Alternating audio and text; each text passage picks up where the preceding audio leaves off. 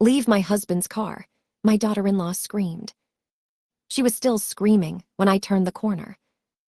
I watched her in the rearview mirror, my daughter-in-law, Renata, standing in the middle of Cypress Hill Drive in her expensive block-heeled sandals, one arm stretched toward my car as though she could physically drag it back to the curb by sheer force of her fury.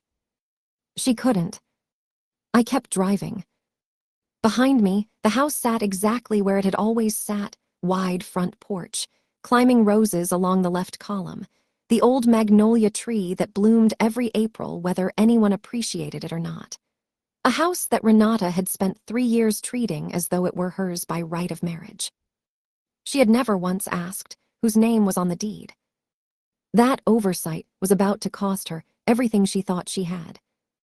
But I'm getting ahead of myself. Let me take you back 40 minutes, to the moment I understood that silence had finally stopped being a kindness. My name is Miriam Caldwell. I am 61 years old. I worked for 34 years as a registered civil engineer before I retired, not because I had to, but because I chose to. I am not a dramatic woman. I do not enjoy confrontation. I raised my son, Marcus, to be thoughtful, careful, and honest, the same way my own mother raised me in the small Georgia town where I was born. I thought I had succeeded. I was wrong about that for a long time. The afternoon everything changed was a Sunday in late September, the kind of warm Southern California day that tricks you into forgetting that autumn exists. Marcus and Renata had organized a family lunch to celebrate my granddaughter Leah's 5th birthday. The gathering was held at the house on Cypress Hill Drive, the house where Marcus and Renata lived, where Leah had taken her first steps, where holiday dinners happened, and where summer evenings were spent on that wide front porch I had always loved. My house. Though very few people in that backyard knew that. There were perhaps 20 guests. Leah's friends from preschool ran between the legs of aunts and cousins. Someone had strung paper lanterns between the fence posts. The birthday cake, chocolate with strawberry frosting, Leah's specific and non-negotiable demand, sat on the table near the garden wall, waiting for its moment. I had driven 2 hours to be there. I had brought Leah a handmade quilt, stitched over 4 months, because that child deserved something that took time and love rather than something ordered overnight from a website. I was happy. For perhaps the first 45 minutes, I was simply a grandmother at her granddaughter's birthday party, and everything was exactly as it should have been.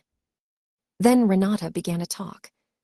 It started quietly, the way these things always do.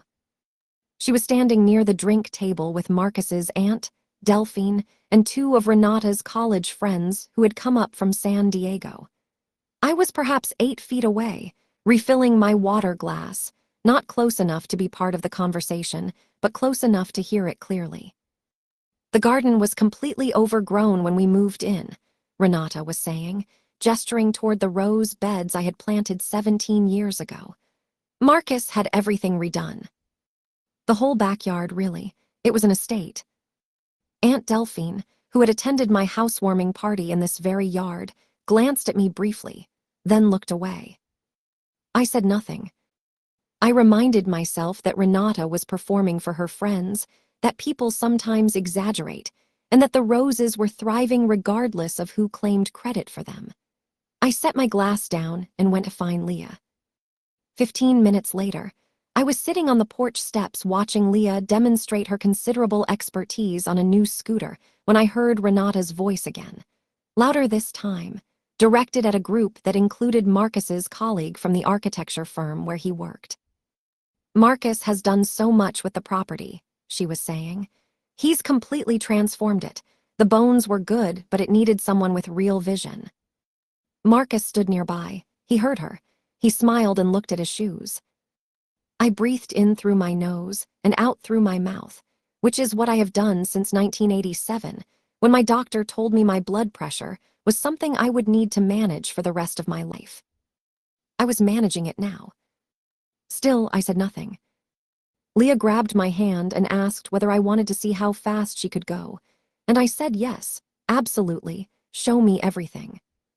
The breaking point arrived 30 minutes before I got into my car.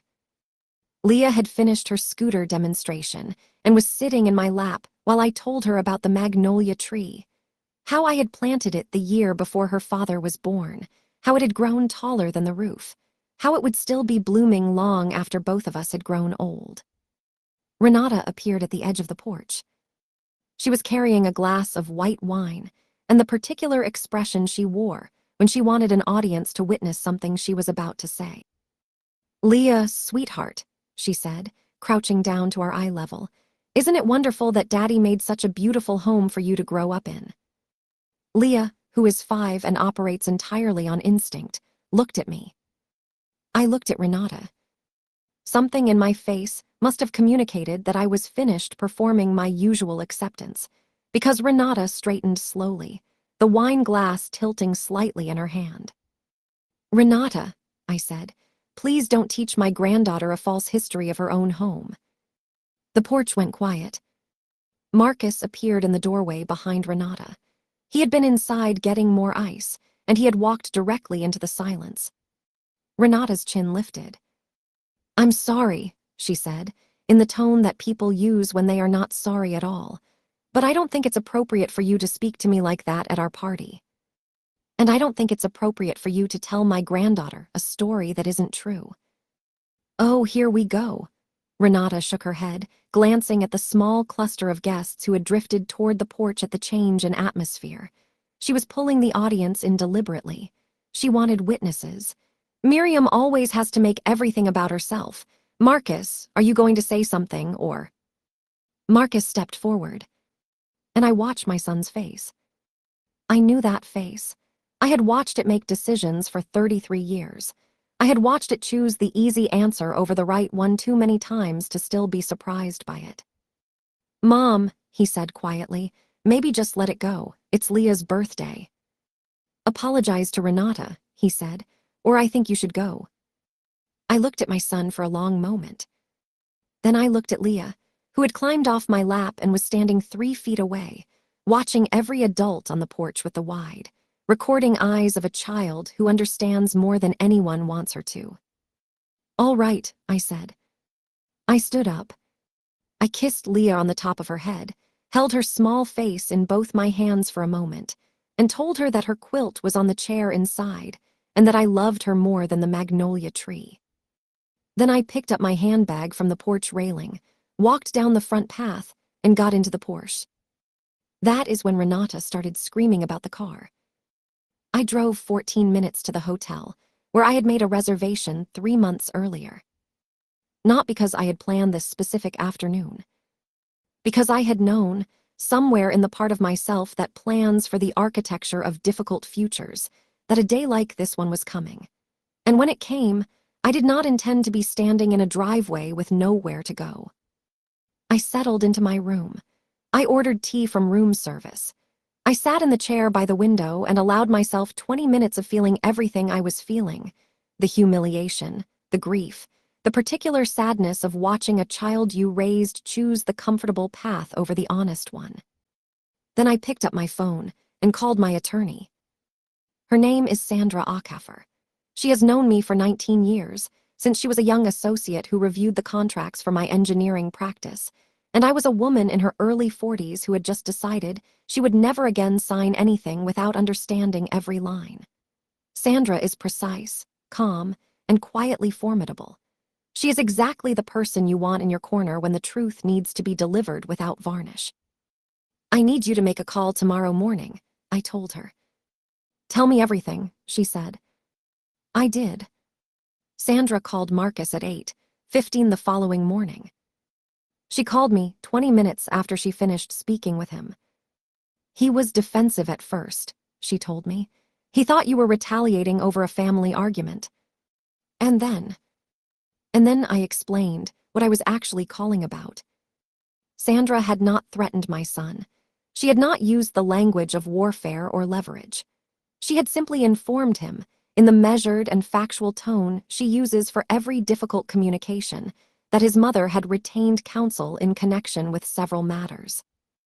Those matters included a formal review of the property records for 4 Cypress Hill Drive, a review of the title and registration for the Porsche Cayenne currently parked in the garage of that address, and a preliminary assessment of any joint financial arrangements that might require clarification during a period of family dispute. She had also told him, clearly, that neither the property nor the vehicle could be sold, transferred, or borrowed against while those reviews were in process. "How did he respond?" I asked. "He said, 'That's my mother's house.'" I set my tea down. "Good," I said. "Then he already knows the answer." Here is the history that Renata had never asked about. My mother, Estelle Caldwell, worked for 40 years as a seamstress in a small alterations shop in Macon, Georgia. She did not earn large amounts of money. She saved with extraordinary discipline. When she died at 78, she left me two things: a leather sewing case that had belonged to her own mother, and a property in Torrance, California, that she had purchased decades earlier as an investment and quietly paid off over time. I was 52 years old when my mother died. I had been living in a rental apartment in Pasadena while I finished the final years of my engineering career. I did not need the Torrance property immediately, but I understood its value completely. 2 years after my mother's death, I sold the Torrance property. With part of the proceeds, I purchased the house on Cypress Hill Drive outright. No mortgage, no joint purchase, no partner's signature required. The deed was in my name alone. I had also, in that same period, purchased the Porsche Cayenne that Renata had screamed at me to abandon as I drove away. The Cayenne was practical, well-engineered, and bought for cash from a dealership in Pasadena on a Tuesday afternoon. The title carried one name: mine. Marcus had moved into the house on Cypress Hill Drive 3 years after I purchased it, 2 years into his marriage to Renata, after their apartment lease ended, and they were looking for something larger before Leah was born. I had offered them the house because I loved my son, because I wanted Leah to grow up with a garden and a magnolia tree, and because I believed that generosity between family members did not require one person to surrender their identity to make another person feel successful. I had not transferred the deed. I had not been asked to, and I had not volunteered. What I had not anticipated was that Marcus would never correct Renata's assumption, that he would watch her tell their friends, his colleagues, and his own family that he had provided this home, that he would smile and look at his shoes and allow a story to grow around him that had my mother's decades of careful saving buried underneath it. Marcus knew. He had always known. And for 3 years, he had decided that knowing was enough and that correcting it was inconvenient. Sandra's second call came on a Tuesday afternoon, 4 days after the birthday party. She had completed her preliminary review of our finances. Specifically, the joint account Marcus and I shared for household expenses related to the property. I had set up this account when Marcus moved in, intending it as a clean and organized way to manage maintenance costs, utility upgrades, and major repairs. We both contributed to it monthly. What I found in the statement Sandra had pulled was not catastrophic. It was quiet. Over 22 months, Marcus had used funds from the household account to cover several expenses he had not mentioned to me. Some were legitimate property costs. Others were not. There were payments to a landscaping company I had never hired, restaurant charges billed as client entertainment, and most significantly, a series of transfers to an account I did not recognize that totaled, across those 22 months, just over $9,000. When I confronted Marcus, he did not deny it immediately. He said the transfers had been to help Renata's parents, who had experienced financial difficulty after her father's medical crisis. He said he had meant to tell me. He said he had not known how. "You decided my answer didn't matter," I told him. He said nothing. That silence told me everything the words hadn't. Sandra recommended I move carefully rather than immediately. She advised me to redirect my contributions to a new account in my name, document the existing balance, and allow the legal review to proceed without dramatic unilateral action that could complicate any future proceedings. I followed her advice.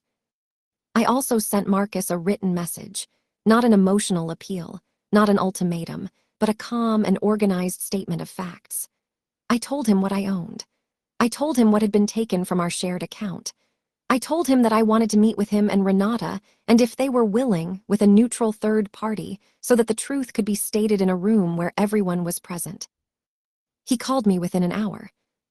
"Renata doesn't know," he said. "Doesn't know what exactly?" A long pause. "Any of it."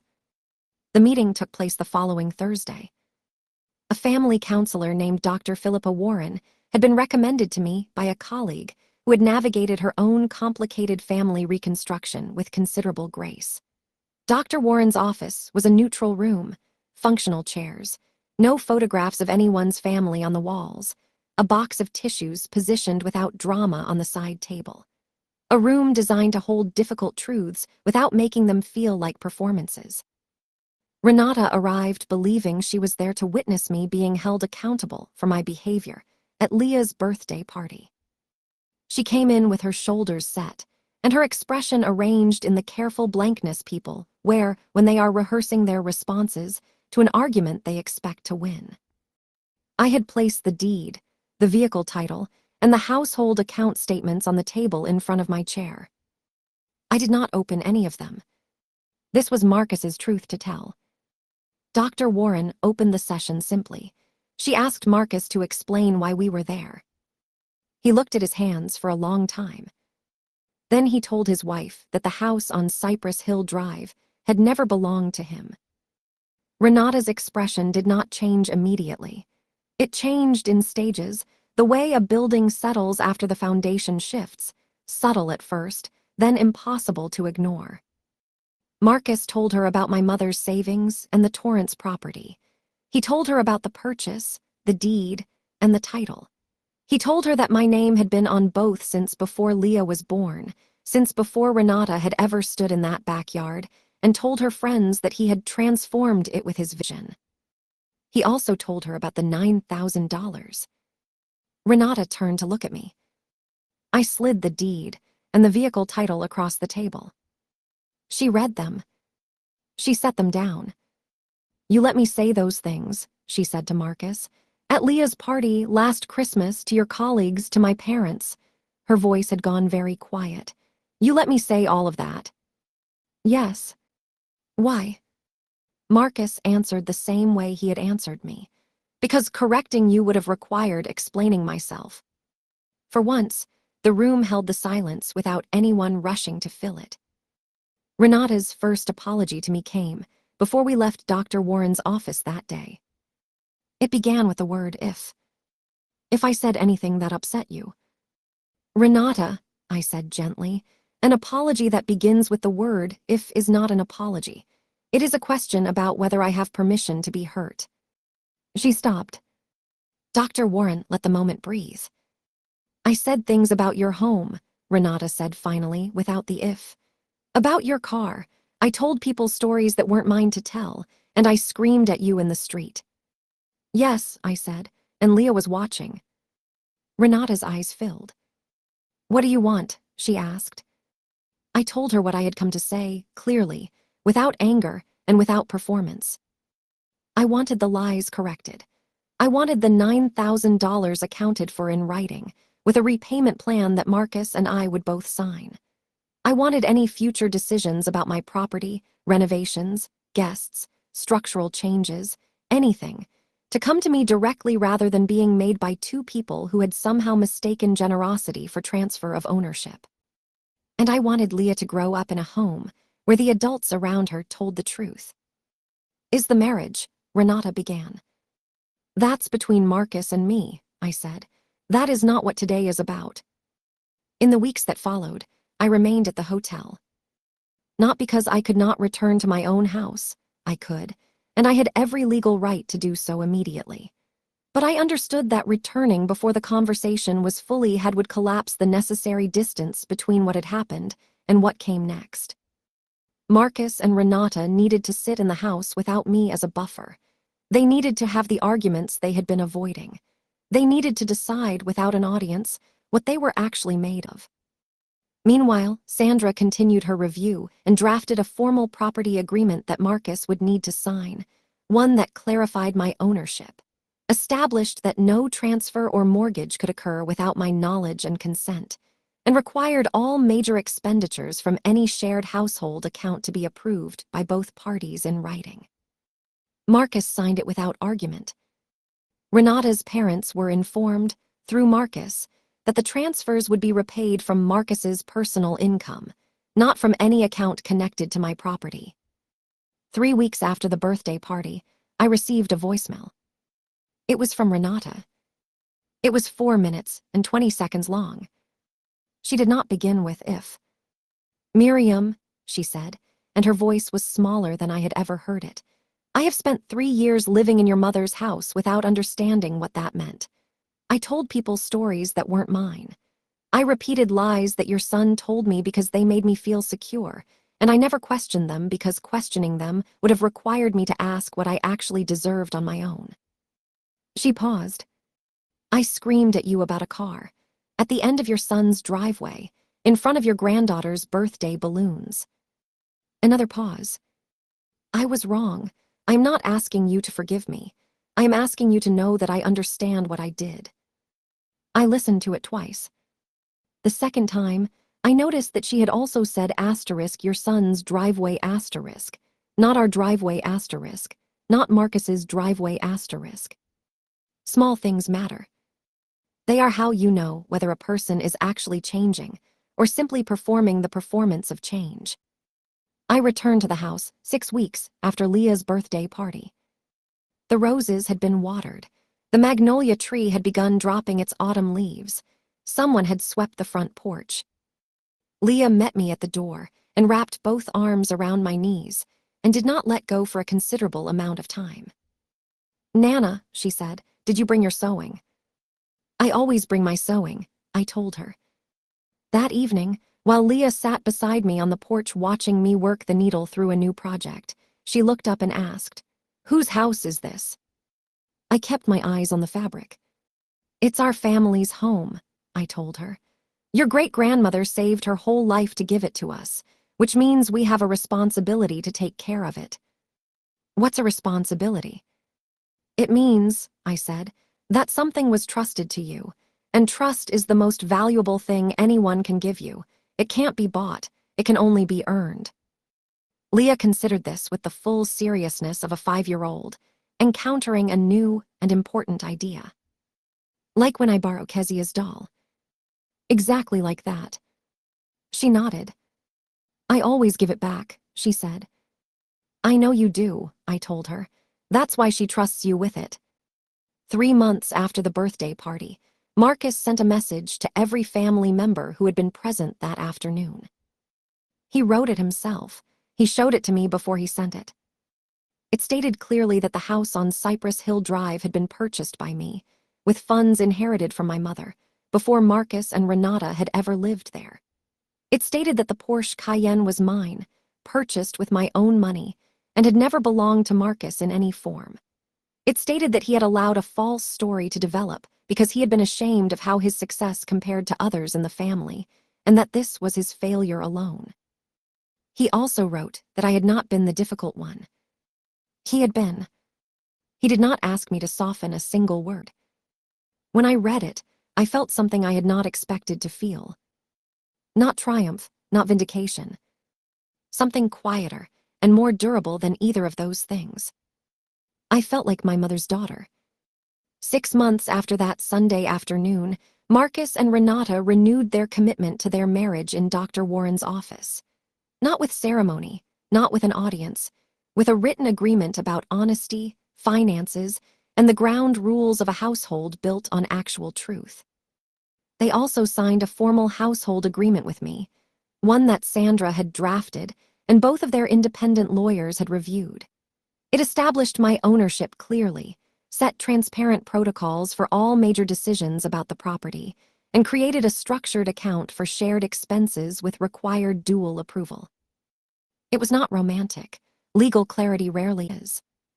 But it was honest, and honest was what we had been missing for 3 years. A year after Leah's birthday party, we gathered in the backyard again. Not for a party, not for a celebration with a theme or paper lanterns. Just a Sunday afternoon, the kind that happens when people who love each other decide to occupy the same space without an agenda. Marcus grilled. Renata made her grandmother's corn salad, which I had to admit was extraordinary. Leah ran between the roses and the magnolia tree with the absolute confidence of a child who knows she is home. Renata's parents came for part of the afternoon. They were quiet with me at first, the particular quiet of people who carry the knowledge of what was done with their borrowed money. But Renata's father shook my hand before he left and said, simply, "You have raised a better son than he was for a while there." I appreciated the past tense. At one point, Marcus's cousin arrived late and, standing at the garden gate, looked around with an expression of honest confusion. "Wait," he said to Marcus, "your mom owns all of this." "Yes," Marcus said, without hesitation, without a glance in my direction to check whether that was the right answer. "Always has." "Huh," his cousin said, and went to find the corn salad. That was it. That was the entire conversation. No drama, no correction of a dramatic public lie. Just a fact, stated plainly, by the person who had spent 3 years refusing to state it. That quiet moment was worth more to me than every formal document Sandra had ever drafted on my behalf. Late that afternoon, Renata found me sitting in the porch chair where I had sat the day of Leah's birthday. The same chair, the same view of the roses, the same magnolia throwing its long shadow across the yard. She sat in the chair beside me. We did not speak for a moment. "I think about that voicemail sometimes," she said finally. "The one I left you." "So do I." "Was it enough?" I looked at her. "It was a beginning," I said, "and a beginning was what I needed." She nodded. She looked at her hands. "I want you to know that when I say this is our family's home now, I don't mean I'm not trying to claim it again. I mean it differently than I used to." "I know," I said. "How?" "Because you asked me what I meant," I said, "instead of telling me." She almost smiled. We sat there for a while in the easy, undemanding way of people who have earned something real together by surviving something difficult apart. The magnolia bloomed again that April, as it always had, as it would long after all of us had moved through the rooms of that house and gone on to wherever we were going next. My mother planted nothing in the Torrance property. She bought it as investment land, bare and practical, because she understood that some things are foundations rather than expressions. She saved it, kept it, left it to me without drama or sentiment, just the quiet transfer of something valuable from the hands that built it into the hands that would carry it forward.